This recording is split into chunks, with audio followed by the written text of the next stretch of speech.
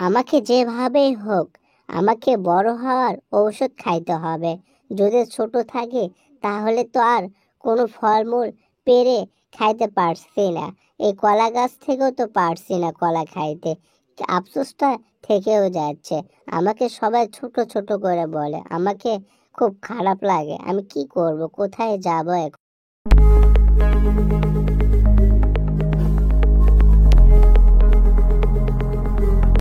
কি রে ছোট, কেমন আছিস? কোথায় থেকে এলি? দেখতে তো খুব চিন্তিত মনে হচ্ছে। আসলে তোকে সবাই কেন বলে ছোট ছোট করে? আমাকে একটু বুঝে বলবি? তোকে ছোট বললে তুই কি মন খারাপ করিস? আমাকে একটু বল না ভাই।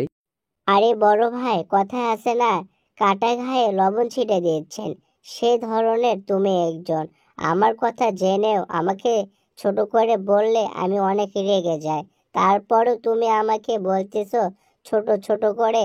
আপনাকে যে কি আমি করব? আপনি যদি বড় না হইতেন তাহলে আপনাকে আমি অনেক কিছু বলতাম। আপনি বয়সে বড় দেখে আপনাকে আমি কিছুই বলতেছি না। এখনই আমার কাছ থেকে আপনি চলে যান। আপনি কোনোদিন আমার সামনে এসে দাঁড়াবেন না। যদি এসে দাঁড়ান তাহলে এর থেকে বেশি অপমান করব। আপনি যে এতটা খারাপ আমি কল্পনাও করতে পারি না যে আপনি আমাকে ছোট করে বলবেন। আমি বড় ভাই মনে করে আপনাকে আমি সম্মান করি।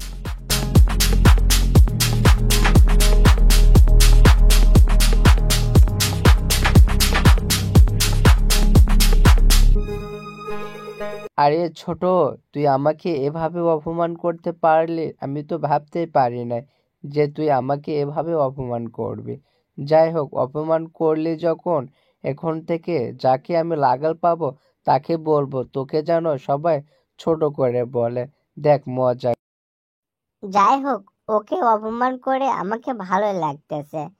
সে বাঁচা থাকলে আমাকে আর অপমান করবে না। এভাবে যে আমাকে অপমান করবে তাকে আমি অপমান করব সঙ্গে সঙ্গে। তাহলে কখনোই তারা আমাকে আর ছোট করে বলবে না। এটাই আমার বড় বুদ্ধি।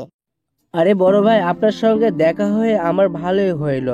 পাশের জঙ্গলে মকবুলের পোলার অবস্থা আপনি জানেন। ওকে যদি খালি ছোট ছোট করে যদি বলেন না তাহলে তো আমি অনেক রেগে যায়।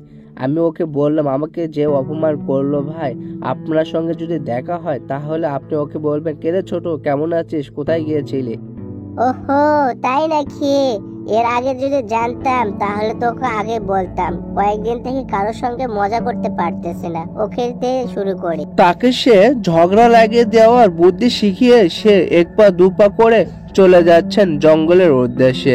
এদিকে সে পেট ভরে খাবার খাচ্ছে, তার সঙ্গে যেন ঝগড়া করতে মজা পায় এজন্য। এইদিকে ছোট এক পা দু পা করে জঙ্গলের ভিতর দিয়ে মনমরা হয়ে ঘুরে বেড়াচ্ছেন, কারণ সবাই তাকে ছোট ছোট করে অপমান করে। এই জন্য কারোর সঙ্গে সে কথা বলতে চায় না, সে মনমরা হয়ে একা একা ঘুরতেছে। আরে বন্ধু, তুমি কোন জঙ্গলে থাকো? তোমাকে খুব তোমার চেনা চেনা লাগতেছে। খুব ইচ্ছে হচ্ছে, বলো তো তুমি কোন জঙ্গলে থাকো না কোন বনে থাকো? আমি তো মনে করতে পারতেছি না। মনে পড়তেছে আবার মনে পড়তেছে না। আরে তোমাকে পাশের জঙ্গলের ওই যে ছোটর মতো লাগতেছে। তুমি কি সেই ছোট নাকি? আমি তো বুঝতে পারতেছি না। হ্যাঁ, মনে পড়তেছে। সবাই তোমাকে ছোট বলে ডাকে, সেই তুমি না?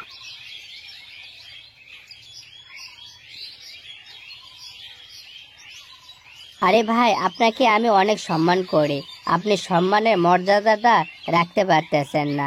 আর আমাকে চিনতে পারতেছেন না, অহংকারী না? আমাকে চিনেও আবার অচেনা ভাব নিচ্ছ। ওই কথায় আছে না, কাটা খায় লবণের ছিটা, সেই হয়েছে তোমার হার। আমাকে তুমি নিশ্চয় চেনো, আমাকে সবাই ছোট করে বলে। আরে বড় ভাই, যাচ্ছ কোথায় এক পা দু পা করে? দাঁড়াও, তোমার সঙ্গে আমার আরো কথা রয়েছে। আমাকে অপমান করবা না, আমি একটু আপনাকে সেই অপমানের প্রতিশোধ নেই, দাঁড়াও। আরে আমাকে ছোট করে আর কতই বলবে? একদিন দেখবা আমি অনেক বড় হয়ে যাব, তখন কি করবে?